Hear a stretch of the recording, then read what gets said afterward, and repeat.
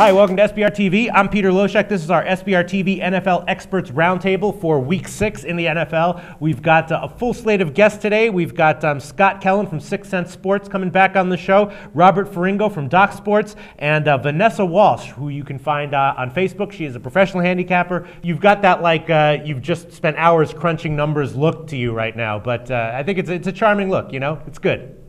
Yeah, appreciate it. Yeah, you're the real deal. All right, let's get into these games.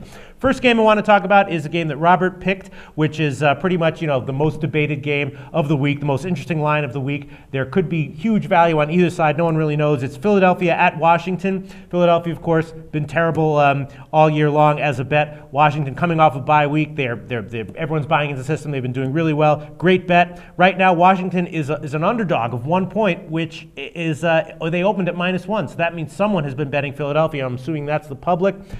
If I had to take a side, I would take Washington, but I wouldn't bet it huge. Robert, what's your take on this line? I mean, my take on it is pretty much the same as everybody else's, is right. What the hell's going on with this line? Watching Philadelphia, it's not just that they've underachieved, it's just that they're a terrible football team. Right. Their defense is awful. They accidentally get stops on defense from all the tape that I've broken down. And their offense is a joke. They don't value the ball. Mike Vick can't complete simple screen passes, things like that. I don't understand how anyone's betting on Philadelphia right now. But on the other side, so this looks like a great opportunity to jump on Washington. There's a lot of value. They're coming off a bye, which Mike Shanahan is 10-5 against the spread coming off a bye. He was always a great play in Denver in that situation. But it all comes down to Rex Grossman and Kyle Shanahan and just how much can you really trust those guys with your money. So I think I will definitely be playing Washington this week. But this is a situation where I would love to go big on the Redskins. It's a revenge spot for them after getting humiliated last year, 59-28. I don't think that they haven't thought about that the last 2 weeks. But at the end of the day, how much can you really trust your money with Grossman and Shanahan? All right, so Robert, basically it sounds like what you're saying is that Philadelphia's been grossly overrated all year and overvalued, and they are here again. Scott, you've had a great read on Washington all year long. What do you think? You think this is a great spot to bet Washington again? I've got situations going both ways on this, Peter. Okay. First of all, from a situational standpoint, I've got a couple of systems on Philadelphia. One's my turnover system, which basically says that teams that are turning the ball over a lot, that's going to go the other way. They're not going to continue to turn the ball over. And that's a very highly successful situation. It plays on Philadelphia. Also, I've got some fundamental rushing situations on Philadelphia as well.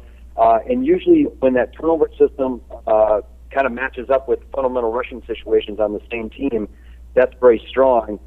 But the flip side of that is I make the number about 5 in favor of Washington. So there's a lot of value in Washington. The situations, which are extremely strong situations, apply to Philadelphia. I'm a little torn on this yet. I think Philadelphia's got the better talent. Obviously, they have not played that way this year. Like you said, I've had a pretty good read on Washington this year. I went against Philadelphia last weekend. I will point out, I think it's now, I haven't checked the numbers on this, so I might be slightly wrong, but 12 of the last 14 games Washington's played on the road, they've allowed 24 points or more. A lot of those are 30 points or more.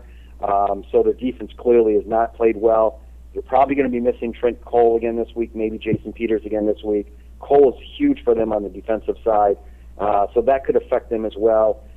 So I'm torn on this right now. If you put a gun to my head, Philadelphia's won 4 of the last 5 years in Washington. Obviously, they blew them out last year. But Washington also plays a lot of close games at home. They don't typically lose by more than 3 points, with the exception of that blowout to Philly last week. I probably lean towards Philadelphia, but I got to look at it a little bit closer because the value certainly is on the side of Washington. Yeah, it's an interesting line. So you lean towards Philadelphia. Vanessa, what do you have to say about this line? That game, I'm going to have to say that we're going to expect the Philadelphia Eagles to fall flat again. I mean, I believe that Washington's on an upward swing, and I think we're going to watch the Redskins have a nice home win.